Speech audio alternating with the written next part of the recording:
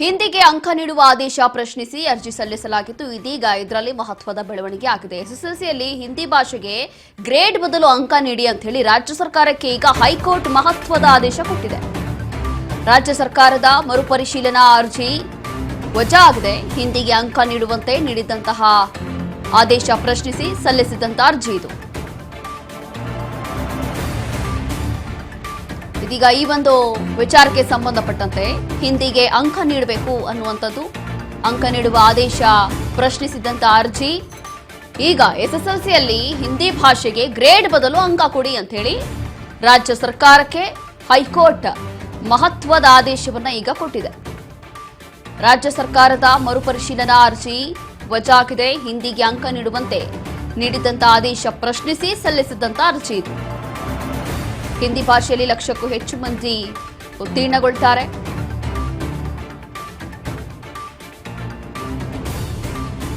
ಪುಸ್ತಕ ಸಾಲಿಗೆ ಹಿಂದಿ ಭಾಷೆಗೆ ಗ್ರೇಡ್ ಬದಲು ಅಂಕ ಕೊಡಿ. ನ್ಯಾಯಮೂರ್ತಿ ಇಎಸ್ ಇಂದಿರೇಶ್ ಅವರಿದ್ದಂತಹ ಹೈಕೋರ್ಟ್ ಪೀಠ ಆದೇಶವನ್ನು ಕೊಟ್ಟಿದೆ. ಸರ್ಕಾರದ ಪರ ವಾದ ಮಂಡಿಸಿದಂತ ಐಜಿ ಶಶಿಕಿರಣ್ ಶೆಟ್ಟಿ ಹೈಕೋರ್ಟ್ ವಿಭಾಗೀಯ ಪೀಠದಲ್ಲಿ ಅರ್ಜಿ ವಜಾಗೊಂಡಿದೆ ಅಂತ ಹೇಳಿದ್ದಾರೆ. ಇನ್ನು ಹಿಂದಿ ಭಾಷೆಯಲ್ಲಿ ಲಕ್ಷಕ್ಕೂ ಹೆಚ್ಚು ಮಂದಿ ಅನುತ್ತೀರ್ಣಗೊಂಡಿದ್ರು. ಹೀಗಾಗಿ ವಿದ್ಯಾರ್ಥಿಗಳ ಮೇಲೆ ಒತ್ತಡ ಕಡಿಮೆ ಮಾಡಬೇಕು ಅಂತ ಹೇಳಿ ಒಂದು ಕ್ರಮಕ್ಕೆ ಮುಂದಾಗಿದ್ರು.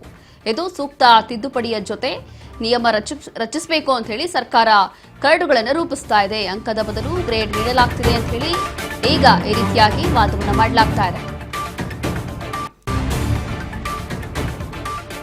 ಪುಸ್ತಕ ಸಾಲಿಗೆ ಹಿಂದಿ ಭಾಷೆಗೆ ಗ್ರೇಡ್ ಬದಲು ಅಂಕ ನೀಡಿ ಅಂತ ಹೇಳಿ ನ್ಯಾಯಮೂರ್ತಿ ಇಎಸ್ ಇಂದಿರೇಶ್ ಅವರಿದ್ದಂತಹ ಹೈಕೋರ್ಟ್ ಪೀಠ ಆದೇಶವನ್ನು ಕೊಟ್ಟಿದೆ. ಈಗ ರಾಜ್ಯ ಸರ್ಕಾರಕ್ಕೆ ಸರ್ಕಾರದ ಪರ ವಾದ ಮಂಡಿಸಿದಂತಹ ಎಜಿ ಶಶಿಕಿರಣ್ ಶೆಟ್ಟಿ ಹೈಕೋರ್ಟ್ ವಿಭಾಗೀಯ ಪೀಠದಲ್ಲಿ ಅರ್ಜಿ ವಜಾಗೊಂಡಿದೆ. ಹಿಂದಿ ಭಾಷೆಯಲ್ಲಿ ಲಕ್ಷಕ್ಕೂ ಹೆಚ್ಚು ಮಂದಿ ಅನುತ್ತೀರ್ಣಗೊಂಡಿದ್ರು. ಹೀಗಾಗಿ ವಿದ್ಯಾರ್ಥಿಗಳ ಮೇಲೆ ಒತ್ತಡ ಕಡಿಮೆ ಮಾಡಲಿಕ್ಕೆ ಒಂದು ಸೂಕ್ತ ತಿದ್ದುಪಡಿಯ ಜೊತೆ ನಿಯಮವನ್ನು ರಚಿಸಲು ಸರ್ಕಾರ ಕರಡು ರೂಪಿಸ್ತಾ ಇದೆ ಅನ್ನುವಂಥದ್ದು. ಅಂಕದ ಬದಲು ಗ್ರೇಡ್ ನೀಡಲಾಗ್ತಾ ಇದೆ ಅಂತೇಳಿ ಈಗ ಶಶಿಕಿರಣ್ ಶೆಟ್ಟಿ ವಾದವನ್ನು ಮಂಡಿಸಿದ್ದಾರೆ. ಇವತ್ತು ಈ ಒಂದು ವಿಚಾರ ಸರ್ಕಾರದ ಮುಂದೆ ಒಂದು ದೊಡ್ಡ ಸವಾಲಾಗಿ ಪರಿಣಮಿಸಿತ್ತು. ಅದರಲ್ಲೂ ಕೂಡ ಶಿಕ್ಷಣ ಇಲಾಖೆ ಸಂಬಂಧಪಟ್ಟಂತಹ ಈ ಒಂದು ವಿಚಾರ ಏನಿದೆ ಅದರಲ್ಲೂ ಕೂಡ ಹಿಂದಿ ಭಾಷೆಗೆ ಗ್ರೇಡ್ ಕೊಡಬೇಕಾ, ಅಂಕ ಕೊಡಬೇಕಾ, ಏನು ಮಾಡಬೇಕು, ಇದು ನಿಜವಾಗ್ಲೂ ಕೂಡ ಇದಕ್ಕೆ ಹಿಂದಿ ಭಾಷೆಗೆ ಎಷ್ಟು ಆದ್ಯತೆಯನ್ನ ಕೊಡಬೇಕು ಅಥವಾ ಮುಂಬರುವಂಥ ದಿನಗಳಲ್ಲಿ ವಿದ್ಯಾರ್ಥಿಗಳಿಗೆ ಇದರಿಂದ ಎಷ್ಟು ಎಫೆಕ್ಟ್ ಆಗುತ್ತೆ, ಹೀಗೆ ಎಸ್ಎಸ್ಎಲ್ಸಿ ಪರೀಕ್ಷೆ ಅಧಿಸೂಚನೆ ಹೊರಡಿಸಿದ್ದಾಗಲೇ ಇದನ್ನ ಸ್ಪಷ್ಟಪಡಿಸಬೇಕಿತ್ತು. ಅಧಿಸೂಚನೆಯಲ್ಲಿಲ್ಲದಂತಹ ಗ್ರೇಡ್ ಪದ್ಧತಿ ಈಗ ಅನುಷ್ಠಾನಗೊಳಿಸ್ತಾ ಇದ್ದೀರಿ. ಪಿಯುಸಿಯಲ್ಲಿ ಈಗ 83% ವಿದ್ಯಾರ್ಥಿಗಳು ಉತ್ತೀರ್ಣರಾಗ್ತಾ ಇದ್ದಾರೆ. ನೀವು ಎಲ್ಲರನ್ನೂ ಕೂಡ ಪಾಸ್ ಮಾಡಬೇಕು ಅಂತಿದ್ರೆ ಪರೀಕ್ಷೆಯನ್ನೇ ರದ್ದು ಮಾಡಿ. ನಿಯಮ ರೂಪಿಸಿದ ಬಳಿಕ ಸರ್ಕಾರ ಸೂಕ್ತವೆನಿಸಿದ ಕ್ರಮವನ್ನು ತೆಗೆದುಕೊಳ್ಳಿ. ಎಸ್ಎಸ್ಎಲ್ಸಿ ಪರೀಕ್ಷೆ ಅಧಿಸೂಚನೆ ಹೊರಡಿಸಿದ್ದಾಗಲೇ ಇದನ್ನ ಸ್ಪಷ್ಟ ಮಾಡಬೇಕಿತ್ತು. ಅಧಿಸೂಚನೆಯಲ್ಲಿ ಇಲ್ಲದಂತಹ ಗ್ರೇಡ್ ಪದ್ಧತಿ ಈಗ ಏನಕ್ಕೆ ಅನುಷ್ಠಾನಗೊಳಿಸ್ತಾ ಇದ್ದೀರಾ? ಪಿಯುಸಿಯಲ್ಲಿ ಈಗಾಗಲೇ 83% ವಿದ್ಯಾರ್ಥಿಗಳು ಉತ್ತೀರ್ಣರಾಗ್ತಿದ್ದಾರೆ. ನೀವು ಎಲ್ಲರನ್ನ ಪಾಸ್ ಮಾಡಬೇಕು ಅಂತಂದ್ರೆ ಪರೀಕ್ಷೆಯನ್ನು ರದ್ದು ಮಾಡಬಹುದು. ಹೀಗೆ ಕೆಲವೊಂದು ವಾದವನ್ನ ಮಂಡಿಸಿದ್ದಾರೆ. ನಿಯಮ ರೂಪಿಸಿದ ಬಳಿಕ ಸರ್ಕಾರ ಸೂಕ್ತ ಅನಿಸಿದಂತಹ ಕ್ರಮವನ್ನು ತೆಗೆದುಕೊಳ್ಳಿ. ಈಗ ಸದ್ಯಕ್ಕೆ ರಾಜ್ಯ ಸರ್ಕಾರಕ್ಕೆ ಕೊಟ್ಟಿರುವಂತಹ ಆದೇಶ ಇದು. ನಿಯಮ ರೂಪಿಸಿದ ಬಳಿಕ ಸರ್ಕಾರಕ್ಕೆ ಏನು ಸೂಕ್ತ ಅನ್ಸುತ್ತಲ್ಲ ಅದನ್ನ ಆ ಒಂದು ಕ್ರಮವನ್ನು ತಗೊಳ್ಬೇಕು ಅಂತ ಹೇಳಿ ಹೈಕೋರ್ಟ್ ವಿಭಾಗೀಯ ಪೀಠದಲ್ಲಿ ಅರ್ಜಿ ವಜಾ ಆಗಿತ್ತು. ಹಿಂದಿ ಭಾಷೆಯಲ್ಲಿ ಲಕ್ಷಕ್ಕೂ ಹೆಚ್ಚು ಮಂದಿ ಅನುತ್ತೀರ್ಣಗೊಂಡಿದ್ರು. ಈ ಒಂದು ವಿಚಾರದಲ್ಲಿ ಹಿಂದಿ ಭಾಷೆಗೆ ಎಷ್ಟು ಆದ್ಯತೆ ಕೊಡಬೇಕು ಅದರಲ್ಲೂ ಕೂಡ ಬಹಳ ವಿಶೇಷವಾಗಿ ಕೆಲವೊಂದು ಪರ ಮತ್ತು ವಿರೋಧಗಳು ಕೂಡ ವ್ಯಕ್ತ ಆಯಿತು. ಇನ್ನು ಹಿಂದಿ ಭಾಷೆಗೆ ಇಲ್ಲಿ ಗ್ರೇಡ್ ಕೊಡಬೇಕಾ, ಅಂಕ ಕೊಡಬೇಕಾ ಅನ್ನುವಂಥದ್ದು ಎಸ್ಎಸ್ಎಲ್ಸಿ ಪರೀಕ್ಷೆಯಲ್ಲಿ, ಅದರಲ್ಲೂ ಕೂಡ ಎಸ್ಎಸ್ಎಲ್ಸಿ ಪರೀಕ್ಷೆಯಲ್ಲಿ ಇದನ್ನ ನೀವು 3ನೇ ತೃತೀಯ ಭಾಷೆಯನ್ನಾಗಿ ಇಡೋದು ಅಥವಾ ಅದಕ್ಕೆ ಅಷ್ಟೊಂದು ಆದ್ಯತೆ ಕೊಟ್ಟಿಲ್ಲ ಅಂತಂದ್ರು ಅದು ಬೇಕೋ ಬೇಡವೋ ಅನ್ನೋ ಆ ರೀತಿ ಏನಾದರೂ ಇದ್ರೆ ಮುಂಬರುವಂಥ ದಿನಗಳಲ್ಲಿ ಅಂತಂದ್ರೆ ವಿದ್ಯಾರ್ಥಿಗಳು ಅಪ್ಕಮಿಂಗ್ ಡೇಸ್ ಅಲ್ಲಿ ಅವರ ಭವಿಷ್ಯದಲ್ಲಿ ಒಂದು ಬೇರೆ ಕಡೆ ಕೆಲಸಕ್ಕೆ ಹೋಗ್ತಾರೆ, ಉದ್ಯೋಗದ ಅವಕಾಶಗಳು ಸಿಗುತ್ತೆ, ಅವಾಗ ಆ ಭಾಷೆಗಳನ್ನು ಅವ್ರಿಗೆ ಬಳಸಬೇಕಾಗತ್ತೆ. ಅವಾಗ ಆ ಭಾಷೆ ಬೇಕಾಗುತ್ತೆ, ಇಂಗ್ಲಿಷ್ ಇರಲಿ ಅಥವಾ ಹಿಂದಿ ಇರಲಿ ಅಥವಾ ಮತ್ತೊಂದಿರಲಿ. ಹಾಗಾಗಿ ಈಗೇನಾದರೂ ಈ ರೀತಿಯಾಗಿ ಎಲ್ಲೋ ಒಂದು ರೀತಿಯಾಗಿ ತಾರತಮ್ಯ ಆಯಿತು ಅಥವಾ ಹೆಚ್ಚಾಗಿ ಆದ್ಯತೆ ಕೊಟ್ಟಿಲ್ಲ ಅಂತಂದ್ರೆ ಅವರ ಫ್ಯೂಚರಲ್ಲಿ ಹೋಗಿದ್ದು ವಿದ್ಯಾರ್ಥಿಗಳಿಗೆ ಬಹುಶಃ ಬಹಳಷ್ಟು ಎಫೆಕ್ಟ್ ಆಗುತ್ತೆ ಅನ್ನುವಂಥದ್ದು ಕೆಲವೊಂದು ಪೋಷಕರ ವಾದ ಇತ್ತು. ಅದಾದ ನಂತರ ರಾಜ್ಯ ಸರ್ಕಾರದ ಪರ ಈಗ ವಾದವನ್ನು ಮಂಡಿಸಿದಂಥ ಎಜಿ ಶಶಿಕಿರಣ್ ಶೆಟ್ಟಿ ಒಂದಷ್ಟು ಮಾಹಿತಿಯನ್ನು ಈಗ ಕೊಟ್ಟಿದ್ದಾರೆ. ಹೈಕೋರ್ಟ್ ವಿಭಾಗೀಯ ಪೀಠದಲ್ಲಿ ಅರ್ಜಿ ವಜಾಗೊಂಡಿದೆ. ಹಿಂದಿ ಭಾಷೆಯಲ್ಲಿ ಲಕ್ಷಕ್ಕೂ ಹೆಚ್ಚು ಮಂದಿ ಅನುತ್ತೀರ್ಣಗೊಂಡಿದ್ರು ಅಂತ ಹೇಳಿ ಈ ರೀತಿಯಾಗಿ ವಾದವನ್ನು ಮಂಡಿಸಿದ್ದಾರೆ. ಹೀಗಾಗಿ ವಿದ್ಯಾರ್ಥಿಗಳ ಮೇಲೆ ಪ್ರೆಷರ್ ಕಡಿಮೆ ಆಗಬೇಕು. ಅದರಲ್ಲೂ ಕೂಡ SSLC ವಿದ್ಯಾರ್ಥಿಗಳು ಅಂತಂದರೆ ಎಷ್ಟರ ಮಟ್ಟಿಗೆ ಅವರಿಗೆ ಒತ್ತಡ ಇರುತ್ತೆ, ಎಷ್ಟರ ಮಟ್ಟಿಗೆ ಅವ್ರ ಮೇಲೆ ಪ್ರೆಷರ್ ಇರುತ್ತೆ ಅನ್ನುವಂಥದ್ದು ಗೊತ್ತಿರೋ ವಿಚಾರ. ಹಾಗಾಗಿ ಸದ್ಯಕ್ಕೆ ಇದೆಲ್ಲವೂ ಕೂಡ ಎಲ್ಲೋ ಒಂದು ರೀತಿಯಾಗಿ ಹಿಂದಿ ಭಾಷೆಯಿಂದ ಬಹಳಷ್ಟು ವಿದ್ಯಾರ್ಥಿಗಳು ಈ ಹಿಂದೆಯೂ ಕೂಡ ಫೇಲ್ ಆಗಿದ್ದಾರೆ ಅನ್ನುವಂಥದ್ದು ಕೂಡ ಗಮನದಲ್ಲಿ ಇಟ್ಟುಕೊಂಡಿತ್ತು ರಾಜ್ಯ ಸರ್ಕಾರ. ಹಾಗಾಗಿ ಎಲ್ಲೋ ಒಂದು ರೀತಿಯಾಗಿ ಹಿಂದಿ ಭಾಷೆಯಿಂದನೇ ಅವ್ರಿಗೇನಾದರೂ ಪ್ರೆಷರ್ ಆಗ್ತಾ ಇದೆಯಾ, ಹಿಂದಿ ಭಾಷೆಯಿಂದನೇ ಏನಾದರೂ ಹಿಂದುಳಿತಾ ಇದ್ದಾರಾ, ಅದೇನಾದರೂ ಕಷ್ಟ ಆಗ್ತಾ ಇದೆಯಾ, ಆದರೂ ಕೂಡ ಅಷ್ಟೊಂದು ಆದ್ಯತೆ ಆದರೂ ಕೊಡೋ ಅವಶ್ಯಕತೆ ಇಲ್ಲ ಅನ್ನುವಂಥದ್ದು ಒಂದು ತಲೆಯಲ್ಲಿ ಬಂತು. ಅದಾದ ನಂತರ ಇಲ್ಲ, ಅದು ಫ್ಯೂಚರಲ್ಲಿ ಬೇಕಾಗುತ್ತೆ ಅನ್ನುವಂಥದ್ದು ಕೂಡ ಒಂದು ಇತ್ತು. ಇದೆಲ್ಲದರ ನಡುವೆ ಈಗ ರಾಜ್ಯ ಸರ್ಕಾರಕ್ಕೆ ಸದ್ಯಕ್ಕೆ ಬಂದಿರುವಂತಹ ಒಂದು ಸೂಚನೆ.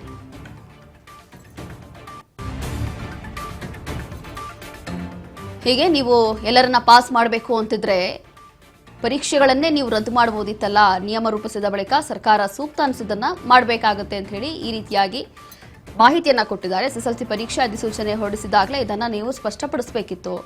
ಎಲ್ಲವೂ ಕೂಡ ಆದ ನಂತರ ಈ ರೀತಿಯಾಗಿ ಮಾಹಿತಿಯನ್ನ ಕೊಟ್ಟಿದ್ರು. ಮತ್ತಷ್ಟು ಮಾಹಿತಿಯನ್ನ ಕೊಡ್ತಾರೆ ನಮ್ಮ ಪ್ರತಿನಿಧಿ ಶಿವು. ಇಲ್ಲಿ ವಿಶೇಷವಾಗಿ ಈ ಒಂದು ಹಿಂದಿ ಭಾಷೆಗೆ ಅಂಕ ಕೊಡಬೇಕಾ, ಗ್ರೇಡ್ ಕೊಡಬೇಕಾ ಅನ್ನುವಂಥದ್ದು ವಿಚಾರ ಇದೆಯಲ್ಲ, ಬಹಳಷ್ಟು ಗೊಂದಲ ಇದರಲ್ಲಿ. ಅದರಲ್ಲೂ ಕೂಡ ಇದಕ್ಕೆ ಎಷ್ಟು ಆದ್ಯತೆ ಕೊಡಬೇಕು ಅನ್ನುವಂಥದ್ದೇ ಜನರಿಗೆ ಕನ್ಫ್ಯೂಷನ್. ಎಲ್ಲೋ ಒಂದು ರೀತಿಯಾಗಿ ವಿದ್ಯಾರ್ಥಿಗಳಿಗೆ ಈಗ SSLCಯಲ್ಲಿ ಅದಕ್ಕೆ ಅಷ್ಟೊಂದು ಆದ್ಯತೆ ಕೊಟ್ಟಿಲ್ಲ ಪರವಾಗಿಲ್ಲ, ಆದರೆ ಮುಂಬರುವಂಥ ಅವ್ರ ಭವಿಷ್ಯಕ್ಕೆ ಹೋಗಿ ಅವ್ರ ಉದ್ಯೋಗ ಅವಕಾಶ ಬರುತ್ತೆ, ಅವಾಗ ಅವ್ರು ಕೆಲಸ ಮಾಡಬೇಕಾಗತ್ತೆ, ಅವಾಗ ಆ ಭಾಷೆಗಳನ್ನು ಬಳಸಬೇಕಾಗತ್ತೆ. ಕರ್ನಾಟಕದಿಂದ ಹೊರಗಡೆ ಇರ್ಬೋದು, ಬೇರೆ ಎಲ್ಲಿ ಹೋಗ್ತಾರೋ ಗೊತ್ತಿಲ್ಲ, ಏನಾಗುತ್ತೆ ಅಂತ ಹೇಳಿ ಗೊತ್ತಿಲ್ಲ ಫ್ಯೂಚರಲ್ಲಿ. ಆದ್ರೆ ಇಲ್ಲಿ ಈಗ ಸದ್ಯಕ್ಕೆ ಈಗ ಹೈಕೋರ್ಟ್ ಈ ರೀತಿಯಾಗಿ ರಾಜ್ಯ ಸರ್ಕಾರಕ್ಕೆ ಈ ರೀತಿಯಾಗಿ ಒಂದು ಆದೇಶವನ್ನ ಕೊಟ್ಟಿರುವಂತದ್ದು. ಹಾಗಾಗಿ ಏನಿದೆ ಹೆಚ್ಚಿನ ಮಾಹಿತಿ, ಇದು ಹೇಗೆ ಸರಿ ಹೋಗಬಹುದು ಅಂತ? ಖಂಡಿತ ಯಾವಾಗ ಈ ಹಿಂದಿ ಅಂಕಗಳ ವಿಚಾರವಾಗಿ ರಾಜ್ಯ ಸರ್ಕಾರ ತೀರ್ಮಾನ ತಗೊಳ್ತು ರೋಶಿನಿ, ಗ್ರೇಡ್ ಕೊಡ್ತೀವಿ, ಗ್ರೇಡ್ ಅನ್ನ ಇನ್ಮೇಲೆ ಕೊಡ್ಲಾಗತ್ತೆ ಅನ್ನುವಂಥದ್ದು ಈ ವಿರುದ್ಧವಾಗಿ ಹೈಕೋರ್ಟ್ ಮೆಟ್ಟಿಲೇರಿರುವಂಥದ್ದು. ಇದೀಗ ನ್ಯಾಯಮೂರ್ತಿ ES ಇಂದಿರೇಶ್ ಅವರಿದ್ದ ನ್ಯಾಯಪೀಠ ಆದೇಶ ಹೊರಡಿಸಿದೆ. ನೀವು ಈ ರೀತಿಯಲ್ಲಿ, ನೀವೇ ಹೇಳಿದಾಗ ಈಗ ಈ ರೀತಿಯಲ್ಲಿ ಗ್ರೇಡ್ಗಳನ್ನ ಕೊಟ್ರೆ ಅದು ಅವ್ರಿಗೆ ಹೇಗೆ ಸಾಧ್ಯ ಆಗುತ್ತೆ? ಈಗ ಇಷ್ಟು ವರ್ಷ ಅವರು ಸ್ಟಡಿ ಮಾಡ್ಕೊಂಡು ಬಂದಿರ್ತಾರೆ, ಲಕ್ಷಾಂತರ ವಿದ್ಯಾರ್ಥಿಗಳು ಈಗ ಇದರಲ್ಲಿ ಹೆಚ್ಚಿನ ಮಂದಿ ಅನುತ್ತೀರ್ಣ ಆಗಿದ್ದಾರೆ ಅಥವಾ ಫೇಲ್ ಆಗಿದ್ದಾರೆ. ಹೀಗಾಗಿ ವಿದ್ಯಾರ್ಥಿಗಳ ಮೇಲೆ ಒತ್ತಡ ಕಡಿಮೆ ಮಾಡಲು ಕ್ರಮ ತಗೋಬೇಕು. ಈ ಒಂದು ವಿಚಾರಕ್ಕೆ ಸೂಕ್ತ ತಿದ್ದುಪಡಿಗಳ ಜೊತೆಗೆ ನೀವು ಈಗ ಸರ್ಕಾರ ಕರಡನ್ನ ಮಂಡಿಸ್ಬೇಕು ಅನ್ನುವಂಥದ್ದನ್ನ, ಅಂಕದ ಬದಲು ಗ್ರೇಡ್ ನೀಡಲಾಗ್ತಿದೆ ಅನ್ನುವಂಥ ಒಂದು AG ವಾದ ಏನಿತ್ತು, ಅದಕ್ಕೆ ಇಂದ್ರೇಶ್ ಅವರು ಇದ್ದ ಪೀಠ ಈಗ ಪ್ರಶ್ನೆ ಮಾಡಿದೆ. ಸೊ SSLC ಪರೀಕ್ಷೆ ಅಧಿಸೂಚನೆ ಹೊರಡಿಸುವಾಗ್ಲೇನೆ ನೀವು ಇದನ್ನ ಸ್ಪಷ್ಟಪಡಿಸ್ಬೇಕಾಗಿತ್ತು. ಇವಾಗ ಯಾಕೆ ನೀವು ಮಧ್ಯದಲ್ಲೇನೆ ಈ ಒಂದು ಗ್ರೇಡ್ ಬದಲು ಅಂಕದ ಬದಲು ಗ್ರೇಡ್ ಕೊಡ್ತೀವಿ ಅನ್ನುವಂಥದ್ದನ್ನ ಹೇಳಿದಿರಿ ಅನ್ನುವಂಥದ್ದನ್ನ ನ್ಯಾಯಪೀಠ ಹೇಳಿರುವಂಥದ್ದು. ಹಾಗಾಗಿ ಈಗ PUCಯಲ್ಲಿ ಈಗಾಗಲೇ 83% ವಿದ್ಯಾರ್ಥಿಗಳು ಪಾಸ್ ಆಗಿದ್ದಾರೆ. ನೀವು ಅವ್ರೆಲ್ಲರನ್ನೂ ಕೂಡ ಪಾಸ್ ಮಾಡಬೇಕಾಗಿದ್ರೆ ಪರೀಕ್ಷೆನೇ ರದ್ದು ಮಾಡ್ಬೇಕಲ್ವಾ ಅನ್ನುವಂಥದ್ದನ್ನ ಕೇಳ್ತೆ. ನಿಯಮ ರೂಪಿಸಿದ ಬಳಿಕನೇ ಈ ಒಂದು ಕ್ರಮವನ್ನ ತೆಗೆದುಕೊಳ್ಬಹುದು ಅನ್ನುವಂಥದ್ದನ್ನ ಈಗ ಪೀಠ ಹೇಳ್ತಿರುವಂಥದ್ದು. ಸೊ ಮೊದಲು ನಿಯಮವನ್ನ ರೂಪಿಸ್ಬೇಕು, ಪರೀಕ್ಷೆಗೆ ಅಂಕ ಪದ್ಧತಿ ಸೂಕ್ತ, ಅಂಕ ಪದ್ಧತಿ ಬದಲಾವಣೆ ಸೂಕ್ತ ಅಲ್ಲ ಅನ್ನುವಂಥದ್ದನ್ನ ಈಗ ಹೇಳಿದೆ ನ್ಯಾಯಪೀಠ. ಹಾಗಾಗಿ ಈಗ ಹಿಂದಿ ಭಾಷೆಗೆ ಅಂಕ ಕೊಡಬೇಕು ಅನ್ನುವಂಥದ್ದು ನ್ಯಾಯಪೀಠ ಹೇಳಿರುವಂಥದ್ದು. ಅಂದ್ರೆ ಗ್ರೇಡ್ ಬದಲಾಗಿ ನೀವು ಅಂಕನ ಕೊಡಿ, ಯಾಕೆಂತ ಹೇಳಿದ್ರೆ ಅವರು ಬಹಳಷ್ಟು ಓದ್ಕೊಂಡಿರ್ತಾರೆ, ಅವ್ರಿಗೆ ಗ್ರೇಡು ಅನ್ನುವಂಥದ್ದು ನಿಮ್ಗೆ ಹೇಗೆ ಅವ್ರನ್ನ ಡಿಸೈಡ್ ಮಾಡುತ್ತೆ. ಸೊ ಗ್ರೇಡ್ ಬದಲಾಗಿ ಅಂಕನೇ ಕೊಡ್ಬೇಕಾಗುತ್ತೆ, ಆಗ್ಲೇ ಒಂದು ಪ್ಯಾರಾಮೀಟರ್ಗೆ ಬರೋದಕ್ಕೆ ಸಾಧ್ಯ ಆಗುತ್ತೆ ಅನ್ನುವಂಥದ್ದನ್ನ ಹೈಕೋರ್ಟ್ ಈಗ ತೀರ್ಪು ಕೊಟ್ಟಿದೆ. ಇದನ್ನ ರಾಜ್ಯ ಸರ್ಕಾರ ಏನ್ ಮಾಡುತ್ತೆ ನೋಡ್ಬೇಕು. ಸೂಕ್ತ ಬದಲಾವಣೆಗಳೊಂದಿಗೆ ಕರಡನ್ನ ಮಂಡಿಸುತ್ತಾ ಅಥವಾ ಮತ್ತೆ ಇದನ್ನ ಮೇಲ್ಮನವಿ ಹೋಗುತ್ತಾ, ಇಲ್ಲ ಈ ವಿದ್ಯಾರ್ಥಿಗಳ ಹಿತದೃಷ್ಟಿಯಿಂದ ಮತ್ತೆ ರಾಜ್ಯದ ಹಿತದೃಷ್ಟಿಯಿಂದ, ಅಥವಾ ನಾವು ಈಗ ಸರ್ಕಾರ ಏನ್ ನಿರ್ಧಾರ ತೆಗೆದುಕೊಂಡಿದೆ ಆ ಒಂದು ಎಲ್ಲ ನಿರ್ಧಾರಗಳು ಕೂಡ ಸರಿ ಇದೆ, ಸೊ ಅಂಕಗಳ ಬದಲಾಗಿ ಗ್ರೇಡ್ ಅನ್ನ ಕೊಡುವಂತದ್ದು ಸರಿ ಇದೆ, ಯಾವ ಕಾರಣಕ್ಕೆ ಅಂತ ಈಗಾಗಲೇ ವಾದವನ್ನ ಮಂಡನೆ ಮಾಡಿದ್ರು. ಆದ್ರೆ ಅದನ್ನ ಮತ್ತಷ್ಟು ಜಸ್ಟಿಫಿಕೇಶನ್ಗೆ ಮೇಲ್ಮನವಿ ಏನಾದ್ರು ಸಲ್ಲಿಸ್ಕೊಳ್ಳುತ್ತಾ, ಇಲ್ಲ ಹೈಕೋರ್ಟ್ ನ ನ್ಯಾಯಪೀಠ ಹೇಳದಂತೆನೆ ಮತ್ತೆ ಗ್ರೇಡ್ ನ ಬದಲಾಗಿ ಅಂಕಕ್ಕೇನೆ ಸರ್ಕಾರ ಬದ್ಧವಾಗುತ್ತಾ ಕಾದ್ ನೋಡ್ಬೇಕಾಗುತ್ತೆ ರೋಶಿನಿ. ಎಸ್ ಶಿವು, ಪ್ರಮುಖವಾಗಿ ಈ ಒಂದು ವಿಚಾರದಲ್ಲಿ ಬಹಳಷ್ಟು ಗೊಂದಲ ಇತ್ತು. ಈಗ ಹೈಕೋರ್ಟ್ ಕೊಟ್ಟಿರುವಂತಹ ಆದೇಶವನ್ನ ರಾಜ್ಯ ಸರ್ಕಾರ ಇರಲಿ ಅಥವಾ ಶಿಕ್ಷಣ ಇಲಾಖೆ, ವಿಶೇಷವಾಗಿ ಶಿಕ್ಷಣ ಇಲಾಖೆ ಇದಕ್ಕೆ ಯಾವ ರೀತಿಯಾಗಿ ಸ್ಪಂದಿಸಬಹುದು ಅಥವಾ ಬೇರೆ ಏನಾದ್ರೂ ಕ್ರಮ ತಗೊಳ್ಳುವಂತ ಸಾಧ್ಯತೆ ಇದೆಯಾ ಅಂತ? ತಕ್ಷಣಕ್ಕೆ ಈಗ ಇರುವಂತದ್ದು ಏನಂದ್ರೆ ಇವತ್ತಿನ ಜಡ್ಜ್ಮೆಂಟ್ ಅನ್ನ ಅವರು ಮತ್ತೆ ಕಾನೂನಾತ್ಮಕವಾಗಿ ಹೇಗೆ ಇದನ್ನ ಇಂಪ್ಲಿಮೆಂಟ್ ಮಾಡ್ಬೇಕಾಗಿ ಬರುತ್ತೆ ಅನ್ನುವಂಥದ್ದನ್ನ ಚರ್ಚೆ ಮಾಡ್ತಾರೆ. ಚರ್ಚೆ ಮಾಡಿದ ನಂತರದಲ್ಲಿ ಶಿಕ್ಷಣ ಇಲಾಖೆ ಮತ್ತೆ ಕಾನೂನು ತಜ್ಞರ ಜೊತೆಗೆ ಈ ಒಂದು ಚರ್ಚೆ ನಡೀತದೆ.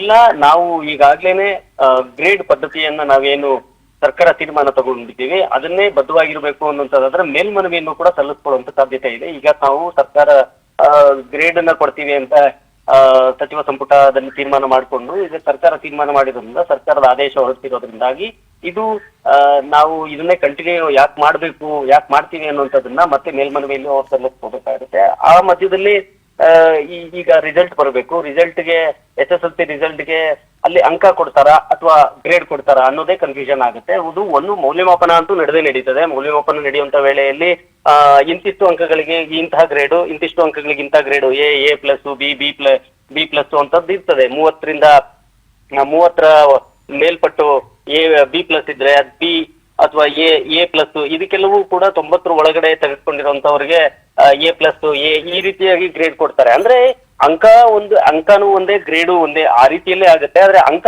ನಿಖರವಾಗಿ ಅಂಕ ಬರೆಯುವಾಗಿಲ್ಲ ಅನ್ನುವಂಥದ್ದು. ಇದನ್ನ ಹೇಗೆ ಈಗ ಸರ್ಕಾರ ತೀರ್ಮಾನ ಮಾಡುತ್ತೆ ಅನ್ನೋದನ್ನು ಕೂಡ ಕಾದ್ ನೋಡ್ಬೇಕಾಗುತ್ತೆ Roshini. Yes, thank you Shivu ನಿಮ್ಮೆಲ್ಲ ಮಾಹಿತಿಗಾಗಿ. ಹಿಂದಿ ವಿಷಯಕ್ಕೆ ಅಂಕ ನೀಡಲು ಹೈಕೋರ್ಟ್ ಈಗಾಗಲೇ ಸೂಚನೆ ಕೊಟ್ಟಿದೆ. ಮತ್ತಷ್ಟು ವಿಳಂಬವಾಗಲಿದೆಯಾ SSLC ಪರೀಕ್ಷೆ ಫಲಿತಾಂಶ ಅನ್ನೋ ಪ್ರಶ್ನೆ ಈ ಮಧ್ಯೆ. ಏಪ್ರಿಲ್ 24ಕ್ಕೆ SSLC ಪರೀಕ್ಷೆ ಫಲಿತಾಂಶ ಪ್ರಕಟಣೆ ಆಗೋದು ಡೌಟ್. ಈಗಾಗಲೇ ಗ್ರೇಡ್ ಮಾದರಿಯಲ್ಲಿ ಫಲಿತಾಂಶ ಸಿದ್ಧಪಡಿಸಿದೆ ಸರ್ಕಾರ. ಹೈಕೋರ್ಟ್ ಆದೇಶದಿಂದ ಇಕ್ಕಟ್ಟಿನಲ್ಲಿ ಸರ್ಕಾರ ಮತ್ತು ವಿದ್ಯಾರ್ಥಿಗಳಿದ್ದಾರೆ. ಈಗ ಹಿಂದಿ ವಿಷಯಕ್ಕೆ ಅಂಕ ನೀಡಲು ಹೈಕೋರ್ಟಿನ ಸೂಚನೆ ಕೊಟ್ಟಿದೆ. ಈಗ ಏಪ್ರಿಲ್ 24ನೇ ತಾರೀಕು SSLC ಪರೀಕ್ಷೆ ಫಲಿತಾಂಶ ಬರಬೇಕಿತ್ತು. ಇದೆಲ್ಲ ಒಂದು ರೀತಿಯಾಗಿ ವಿಳಂಬ ಆಗಬಹುದು. ಹಾಗಾಗಿ ಸದ್ಯಕ್ಕೆ ಬರ್ತಾ ಇರುವಂತಹ ಅಪ್ಡೇಟ್ಸ್ ಇದು. ಈಗ ಹೈಕೋರ್ಟ್ ಸೂಚನೆ ಪ್ರಕಾರ ಅಂತಂದ್ರೆ ಗ್ರೇಡ್ ಬೇಡ, ಅಂಕ ಕೊಡಬೇಕು ಅನ್ನುವಂಥ ವಿಚಾರ ಏನಿದೆ, ಈಗ ಹೈಕೋರ್ಟ್ ಕೊಟ್ಟಿರುವಂತಹ ಸೂಚನೆ ಇದು ರಾಜ್ಯ ಸರ್ಕಾರಕ್ಕೆ.